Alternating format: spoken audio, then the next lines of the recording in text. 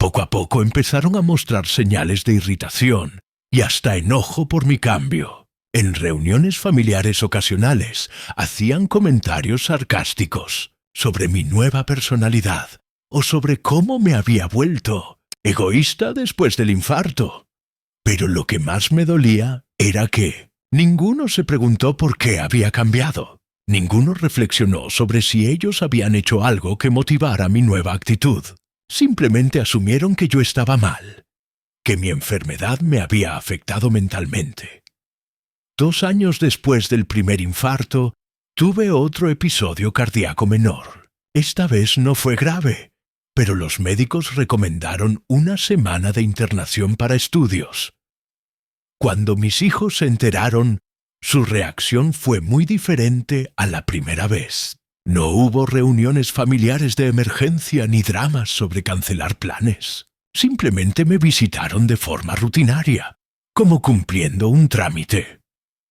Eduardo vino una sola vez durante toda la semana. «Papá, te veo bien», dijo después de 5 minutos de conversación forzada, y se fue sin preguntar si necesitaba algo. Carmen apareció 2 veces, pero ambas visitas duraron menos de 20 minutos. Trajo a los niños, que ni siquiera quisieron acercarse a la cama, y se fue rápidamente diciendo que tenía 1000 cosas pendientes. Miguel no apareció en absoluto. Envió un mensaje de texto. «Papá, espero que te recuperes pronto. Estoy muy ocupado con trabajo». Durante esa semana en el hospital, mientras estaba solo la mayor parte del tiempo, reflexioné sobre toda mi vida, sobre las décadas que había dedicado a ser el padre perfecto, el abuelo generoso, el proveedor incondicional, y sobre cómo todo ese amor y sacrificio había producido 3 hijos que me veían como un recurso, no como una persona. Pero también reflexioné sobre algo más, sobre cómo yo había permitido que eso sucediera, cómo había confundido amor con provisión material, cómo había enseñado a mis hijos que mi valor estaba en lo que podía darles, no en quién era yo. Y en ese momento tomé una segunda decisión importante. Decidí que los años que me quedaban de vida no los pasaría esperando que mis hijos cambiaran. Los pasaría viviendo plenamente, creando nuevas relaciones con personas que me valoraran por quien era, no por lo que podía proveer. Cuando salí del hospital esa vez, contraté a Dolores de forma permanente, no solo como empleada doméstica, sino como compañera de vida. Nos mudamos juntos a un apartamento más pequeño en un barrio tranquilo cerca de las montañas. Vendí la casa grande donde había criado a mis hijos, la casa llena de recuerdos de años de sacrificio y amor no correspondido.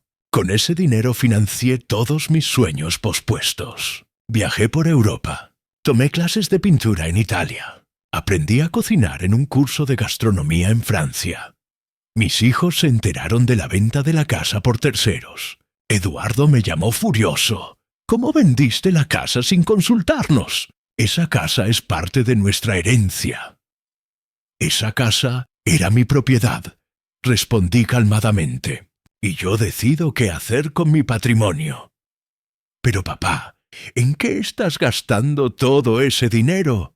«En vivir», respondí, «en hacer todas las cosas que pospuse durante décadas mientras me dedicaba a ustedes». Carmen también llamó, llorando dramáticamente. «Papá, esa casa tiene todos nuestros recuerdos de la infancia. ¿Cómo pudiste venderla?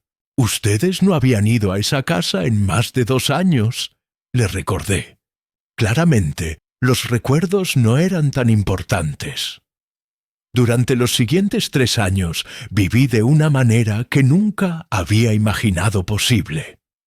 Dolores y yo nos hicimos compañeros inseparables. Ella me enseñó a ver la vida con ojos nuevos, a valorar los pequeños placeres cotidianos, a no medir mi valor por lo que podía dar a otros. Hice nuevos amigos en el taller de fotografía, en las clases de cerámica, en los viajes que hacía. Personas que disfrutaban de mi compañía, que valoraban mis historias, que se interesaban genuinamente por mi bienestar. Mis hijos se distanciaron cada vez más. Las llamadas se volvieron esporádicas, las visitas casi inexistentes. Solo aparecían cuando necesitaban algo urgente, y yo siempre respondía de la misma manera. No puedo ayudarte con eso. Durante ese tiempo, el licenciado Córdoba me llamaba ocasionalmente para recordarme sobre el testamento. «Don Roberto, ¿está seguro de mantener los cambios? Aún está a tiempo de modificarlos». «Completamente seguro», respondía siempre. «Más seguro cada día». Una tarde de primavera, mientras estaba en mi apartamento con Dolores, sentados en el balcón disfrutando del atardecer, recibí una llamada de Carmen. Su voz sonaba diferente, menos manipuladora, más genuina. «Papá», dijo suavemente, «necesito hablar contigo. ¿Puedo ir a visitarte?» «Por supuesto», respondí, sorprendido por el tono. Carmen llegó sola, sin los niños, sin Rodrigo. Se sentó frente a mí y por primera vez en años realmente me miró. «Papá», comenzó, con lágrimas en los ojos, «he estado en terapia y he estado reflexionando sobre nuestra relación, sobre cómo te he tratado todos estos años. Me quedé callado, esperando. Me di cuenta de algo terrible». Continuó. «Te convertimos en un banco, en un solucionador de problemas. Nunca te vimos como una persona con sentimientos, con sueños propios. Y lo peor es que cuando te enfermaste, lo único que pensé fue en cómo eso me afectaba a mí. Por primera vez en años, vi a mi hija realmente verme. No sé si puedes perdonarme», dijo, llorando abiertamente ahora. «Pero quiero que sepas que lo siento. Siento no haber sido la hija que merecías». En ese momento sentí algo quebrarse dentro de mí. Años de dolor, de resentimiento, de decepción.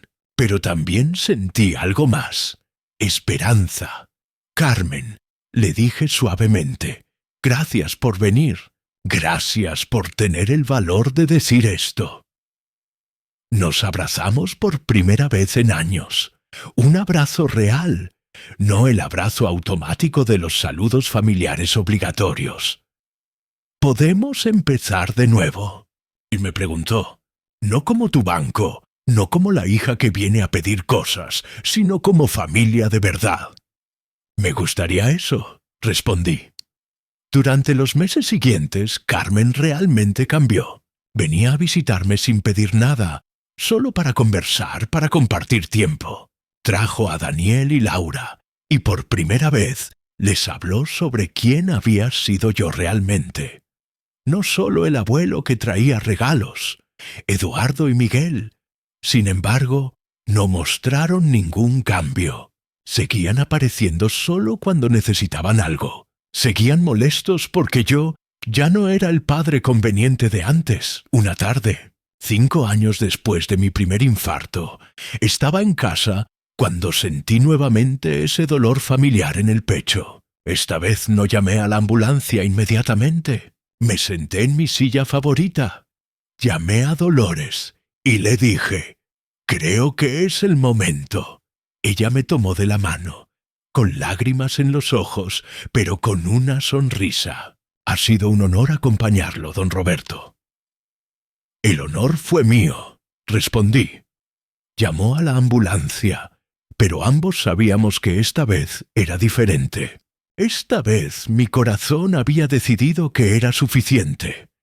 En el hospital, mientras los médicos trabajaban para estabilizarme, pedí ver al licenciado Córdoba. «¿Quiere hacer cambios al testamento?», me preguntó cuando llegó. «Sí», respondí débilmente. «Quiero agregar a Carmen, dividir su parte entre ella y las organizaciones benéficas». Ella finalmente entendió. Firmé los cambios con mano temblorosa.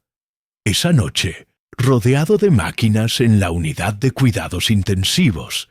Carmen estaba junto a mi cama, tomando mi mano. «Te amo, papá», me dijo. «No por lo que puedas darme, sino por quien eres». «Y yo te amo, hija», respondí. «Gracias por volver a mí».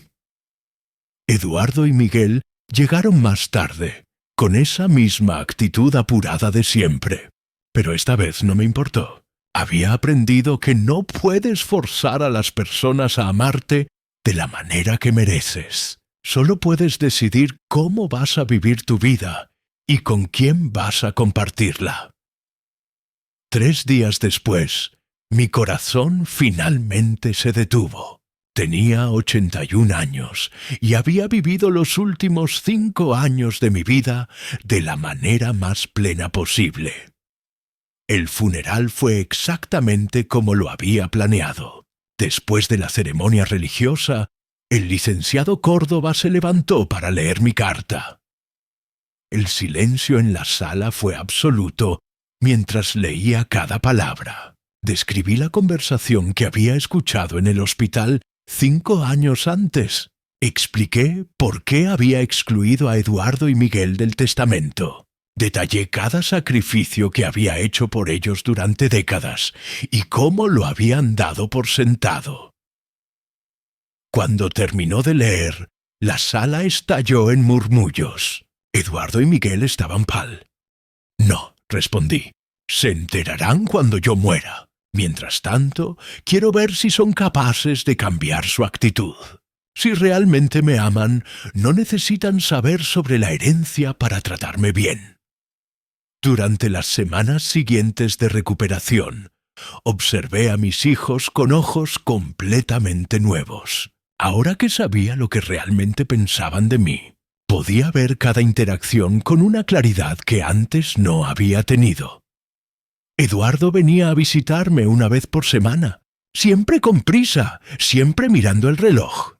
«Papá, te veo bien». «Me voy tranquilo», decía, pero yo podía leer en sus ojos. «Ojalá te recuperes rápido para que puedas volver a ayudarme cuando necesite dinero».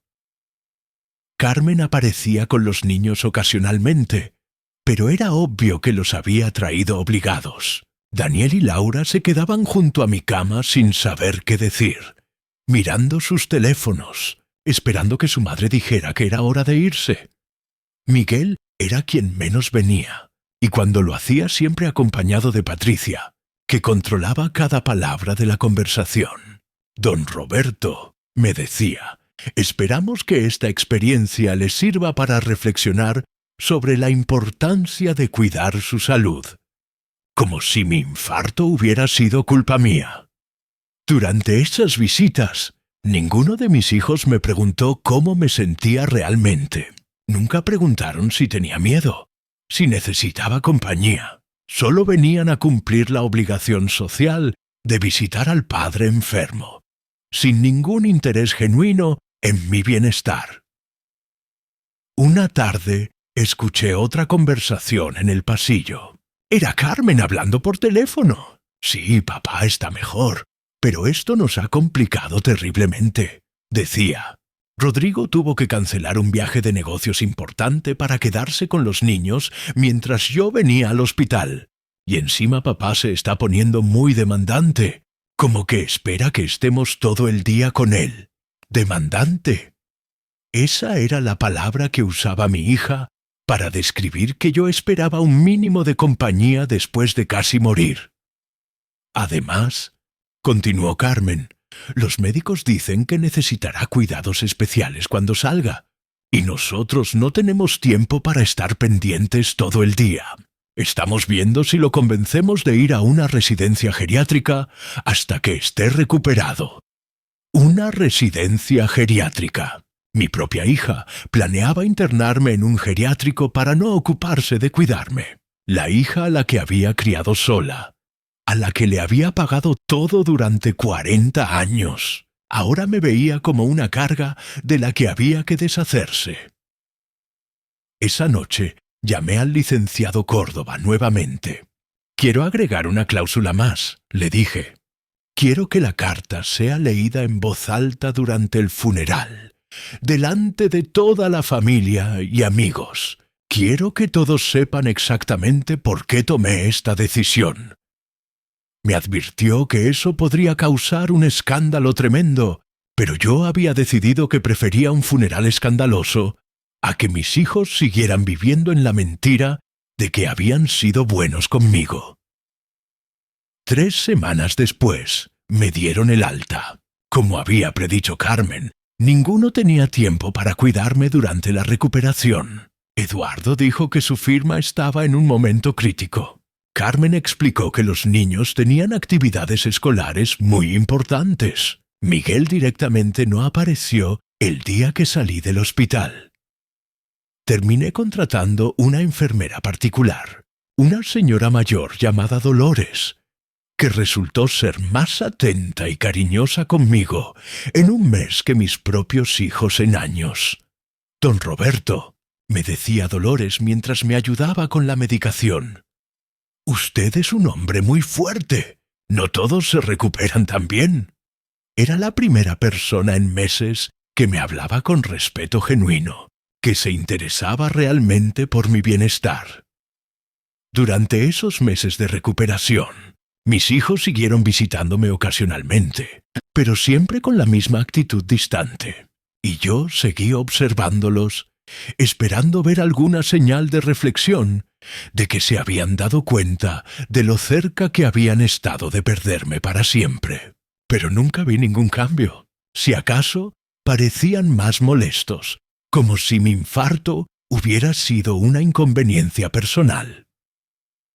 6 meses después, ya estaba completamente recuperado. Los médicos me dieron el alta definitiva, pero yo ya no era el mismo hombre. Había dejado de llamarlos para preguntar cómo estaban. Había dejado de ofrecerles ayuda económica automáticamente. Había dejado de estar disponible 24 horas para resolver sus problemas. Había empezado a construir una vida que no girara completamente alrededor de ellos. Me inscribí en un taller de fotografía para adultos mayores. Comencé a tomar clases de cerámica, algo que siempre había querido hacer. Empecé a viajar solo a lugares que me interesaban, sin consultarle a nadie. Por primera vez en décadas estaba viviendo para mí, y descubrí que tenía una vida más rica e interesante de lo que había creído durante años de definirme solo como el padre y abuelo que resolvía problemas ajenos. Don Roberto, me decía Dolores, se lo ve más joven, más feliz. Es como si hubiera vuelto a vivir, y tenía razón. Había vuelto a vivir, pero ya no para otros, sino para mí mismo. Había aprendido que el amor propio no es egoísmo, sino supervivencia emocional. Mientras tanto, mis hijos empezaron a notar que algo había cambiado. Ya no podían contar automáticamente conmigo para resolver sus crisis económicas. Ya no aparecía con regalos para los nietos. Ya no estaba disponible para cuidar niños o solucionar problemas a cualquier hora. La primera en darse cuenta fue Carmen. Me llamó porque necesitaba que cuidara a Daniel y Laura durante un fin de semana que ella y Rodrigo querían irse a la playa. «Papá, necesito un favor», dijo con esa voz manipuladora habitual. «¿Qué favor?», le pregunté, aunque sabía la respuesta. «Necesito que cuides a los niños este fin de semana». «No puedo», respondí simplemente. «¿Cómo que no puedes?», me preguntó sorprendida. Durante años jamás había dicho no. «Tengo otros planes». «¿Qué planes?», y preguntó con incredulidad, como si fuera imposible que yo tuviera una vida propia. «Voy a Mendoza a visitar las bodegas. Hace años que quiero conocerlas». Se quedó callada, procesando que por primera vez en su vida sus planes no eran mi prioridad automática. «Pero papá, ya pagamos el hotel». «Ese es un problema que tendrán que resolver ustedes. No puedo ayudarlos esta vez». Carmen colgó claramente molesta. Dolores, que había escuchado la conversación, me miró con aprobación, Hizo bien, don Roberto. A veces hay que enseñarle a la familia que uno no es un empleado disponible las 24 horas. Eduardo también notó los cambios cuando vino a pedirme dinero para un proyecto nuevo. Papá, dijo, tengo una oportunidad increíble de asociarme con un arquitecto reconocido, pero necesito 30.000 pesos para entrar en la sociedad. ¿Y qué pasó con los 250.000 que te presté? ¿Ya los devolviste? Se puso incómodo. Y no, todavía no. Pero este proyecto es diferente. Esta vez no te voy a prestar nada, dije con calma. ¿Por qué no? Y preguntó indignado. Porque necesito mi dinero para mis propios proyectos. ¿Qué proyectos? On preguntó con la misma incredulidad que Carmen. Estoy pensando en comprar un apartamento más pequeño en una zona tranquila. Y quiero viajar más, ver lugares que nunca conocí. Para eso necesito mis ahorros. Eduardo se fue esa tarde sin entender qué había pasado con el padre que nunca le negaba nada. Miguel fue el último en notar los cambios, pero cuando finalmente necesitó algo y se encontró con mi nueva actitud, su reacción fue la más dramática. Había tenido una ruptura con Patricia, quien había decidido dejarlo por otro hombre. Miguel llegó a mi casa un domingo por la tarde, destrozado emocionalmente, esperando encontrar al padre que siempre había sido su red de contención. «Papá», me dijo llorando, «Patricia me dejó. No sé qué voy a hacer. Los hijos de ella se van con ella y yo me quedo sin nada». En el pasado habría dejado todo para consolarlo. Le habría ofrecido vivir conmigo hasta recuperarse. Le habría dado dinero para rehacer su vida. Pero esta vez mi respuesta fue diferente. «Lo siento mucho, Miguel. Las rupturas son dolorosas. Espero que puedas superarlo pronto». Se quedó esperando que dijera algo más, que ofreciera ayuda concreta. Cuando se dio cuenta de que no pasaría, preguntó directamente, «¿Puedo quedarme aquí unas semanas hasta encontrar un lugar?» «No», respondí. «¿Por qué no?», preguntó sorprendido. «Porque ya no soy el refugio automático para los problemas que ustedes crean con sus propias decisiones». «¿Qué te pasa, papá? Siempre me ayudaste. ¿Por qué ahora eres diferente?» «Porque me di cuenta de que ayudarlos siempre no los ayudaba realmente. Los hacía dependientes y me hacía invisible». Miguel se fue esa tarde sin entender nada, pero yo sabía exactamente qué estaba haciendo. Les estaba enseñando el valor de mi presencia a través de mi ausencia. Durante los meses siguientes, mis hijos intentaron varias veces volver a la dinámica anterior. Me llamaban con diferentes excusas, pero mantuve mi nueva posición consistentemente. Ya no era el solucionador automático de problemas. Me llamo Roberto Valenzuela. Tengo 76 años, y el instante en que oí a mi hijo mayor, Eduardo, comentarle a su hermana, «De todas formas, el viejo ya no aporta nada», mientras yo luchaba por sobrevivir en la sala de terapia intensiva, fue cuando tomé la decisión más drástica de mi vida. Lo que sucedió después transformó para siempre las relaciones en mi familia y les dio una lección que jamás podrán borrar de su memoria. Todo inició una mañana de jueves. Desperté con una opresión en el pecho que jamás había sentido. Inicialmente creí que era indigestión, pero al intentar incorporarme, el malestar se volvió insoportable. Supe que algo andaba terriblemente mal. La ambulancia me trasladó de urgencia. Los doctores confirmaron un ataque cardíaco severo. «Señor Valenzuela», me explicó el especialista, «llegó justo a tiempo. Unos minutos más tarde, no hubiéramos podido hacer nada por usted». Durante esas primeras horas críticas después de la operación, flotaba entre este mundo y el otro. Mientras tanto, mi familia se congregaba en la sala de espera. Tenía 3 hijos, Eduardo de 44 años, Carmen de 42, y Miguel de 38. Los tres habían formado sus propias familias y disfrutaban de vidas prósperas, en gran medida gracias a todo lo que yo había sacrificado por ellos durante décadas. Al tercer día, cuando mi condición se estabilizó, pero aún me sentía extremadamente débil, escuché una conversación que provenía del corredor. Eran las voces de mis hijos. Lo que dijeron me congeló el alma. «Esto llega en el peor momento», decía Eduardo. «Tengo planeado ese congreso internacional el próximo mes y esto arruina todo mi calendario». «A mí también me afecta», respondió Carmen. «Los niños tienen el torneo de tenis y necesito coordinar un montón de cosas». «¿Y si no sale de esta?», preguntó Miguel con una frialdad escalofriante. «Habría que empezar a revisar el tema de los documentos, las propiedades, todo eso». «Sería más simple», dijo Eduardo. «Total, el viejo ya no aporta nada. Nosotros ya estamos establecidos y él vive solo sin hacer nada útil». «El viejo ya no aporta nada». Esas 6 palabras me atravesaron más profundamente que el bisturí del cirujano. Mi propio hijo, a quien había criado solo después de que su madre falleció, a quien había educado, mantenido y seguía ayudando financieramente cada vez que tenía dificultades. Decía que yo no aportaba nada a este mundo.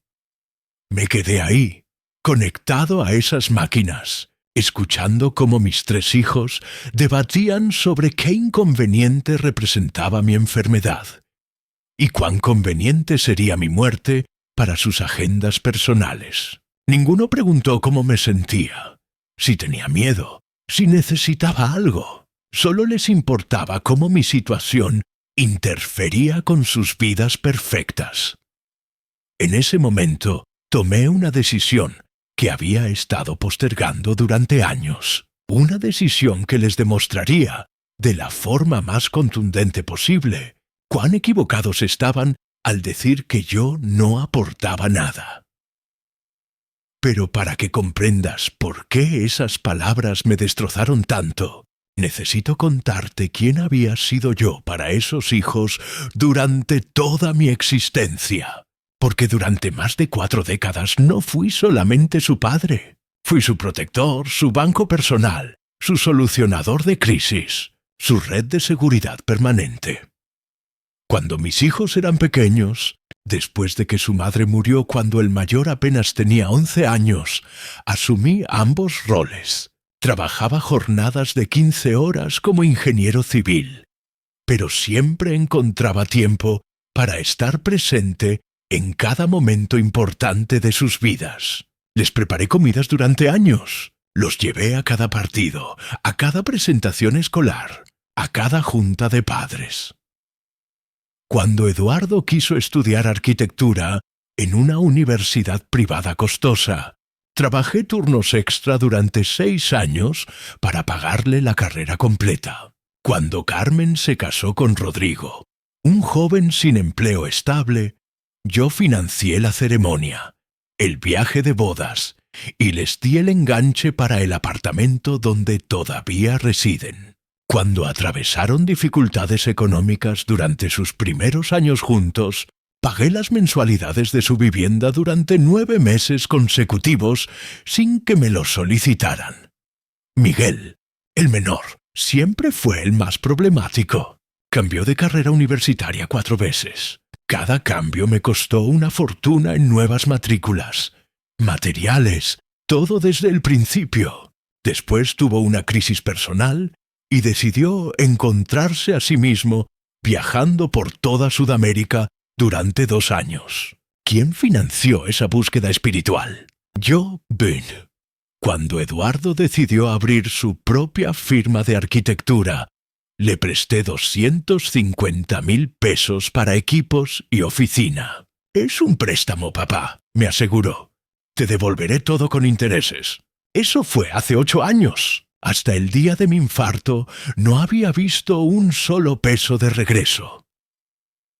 Carmen y Rodrigo tuvieron 2 hijos, Daniel y Laura, mis únicos nietos. Durante años fui el abuelo más presente imaginable. Los cuidaba cuando ellos querían salir. Pagué su escuela privada porque, según Carmen, las escuelas públicas no ofrecen el nivel que mis hijos merecen. Les compraba ropa, juguetes, todo lo que necesitaban. Cuando Daniel necesitó ortodoncia que costaba una fortuna, la pagué sin pensarlo. Cuando Laura quiso clases particulares de francés y violín, asumí todos los costos. Era el abuelo que jamás decía no. El abuelo que siempre encontraba la manera de darles lo que pedían. Pero resulta que ser el abuelo que nunca dice no te convierte en invisible. Mis nietos me veían como el señor que traía regalos, no como una persona con sentimientos. Carmen me veía como una billetera ambulante, no como su padre que había sacrificado todo por darle la vida que tenía. Con Miguel la situación era aún más complicada. Después de sus años de autodescubrimiento financiados por mí, regresó con una pareja 10 años mayor, divorciada, con 2 hijos de relaciones anteriores. Patricia se llamaba, y desde el primer día supe que estaba con mi hijo por conveniencia. Patricia tenía una habilidad especial para hacerme sentir que yo sobraba en la vida de Miguel. Don Roberto, me decía siempre, nunca papá. Miguel está en una etapa donde necesita independizarse emocionalmente de la familia. Independizarse emocionalmente, pero no financieramente, porque cada 2 meses aparecían pidiendo dinero para alguna emergencia. Durante los últimos 6 años antes de mi infarto, había comenzado a notar que las visitas de mis hijos se volvían cada vez más esporádicas y más interesadas. Ya no venían a compartir tiempo conmigo por el placer de mi compañía. Venían cuando necesitaban algo: dinero, consejos sobre asuntos legales, ayuda con los nietos, soluciones para crisis que habían creado con sus propias decisiones. Pero yo seguía dándoles todo porque los amaba y porque creía que esa era mi función como padre: estar disponible siempre que me necesitaran. Nunca se me ocurrió pensar que quizás me estaban usando, que tal vez mi amor incondicional se había convertido en un recurso que daban por sentado. Esa noche, después de escuchar a mis hijos discutir sobre lo molesta que era mi enfermedad, no pude dormir. No por el dolor físico que ya controlaban con medicamentos, sino por el dolor emocional de darme cuenta de que había criado a 3 personas que me veían como un obstáculo, no como el padre que los había amado incondicionalmente durante décadas. A la mañana siguiente, solicité que llamaran a mi abogado, el licenciado Córdoba, mi asesor legal durante 25 años. «Licenciado», le dije cuando llegó, «necesito hacer cambios urgentes en mi testamento». Me miró con preocupación. «Don Roberto, ¿está seguro de que este es el momento apropiado? Acaba de pasar por una cirugía mayor». «Precisamente por eso es el momento apropiado», respondí. Me di cuenta de ciertas cosas que debía haber comprendido hace mucho. Le conté sobre la conversación en el corredor, sobre años de ser tratado como un cajero automático, sobre la completa falta de respeto que había mostrado mi familia. El licenciado Córdoba, que conocía a mis hijos desde niños, escuchó en silencio. «¿Qué modificaciones quiere hacer?», preguntó finalmente.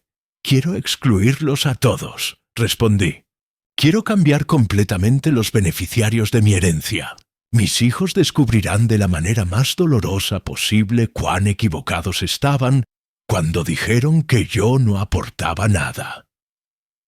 Me explicó todas las implicaciones legales. Confirmó que tenía derecho absoluto sobre mi patrimonio, pero me advirtió sobre las consecuencias emocionales y familiares. «Don Roberto», me dijo, «una vez que firmemos estos documentos, será muy difícil retroceder. ¿Está completamente seguro?». «Completamente seguro», respondí. Es lo que debía haber hecho hace años. Durante las siguientes 3 horas reescribimos completamente mi testamento. En lugar de dejarles mi patrimonio a mis hijos, decidí donarlo a organizaciones que realmente valoraran mi aporte. Una parte iría a un asilo que necesitaba renovaciones urgentes, otra a una fundación que ayudaba a niños huérfanos y el resto a un hospital público. También creé un fideicomiso especial para mis nietos, Daniel y Laura, que recibirían educación universitaria completa pagada, pero con una condición: que visitaran mi tumba una vez al mes durante 10 años después de mi muerte. Quería que al menos ellos recordaran que habían tenido un abuelo que los amó. La parte más importante del Nuevo Testamento era una carta para ser leída después de mi muerte, explicando exactamente por qué tomé esa decisión, citando palabra por palabra la conversación que escuché en el hospital. ¿Quiere que sus hijos sepan inmediatamente sobre estos cambios? Oh, preguntó el licenciado.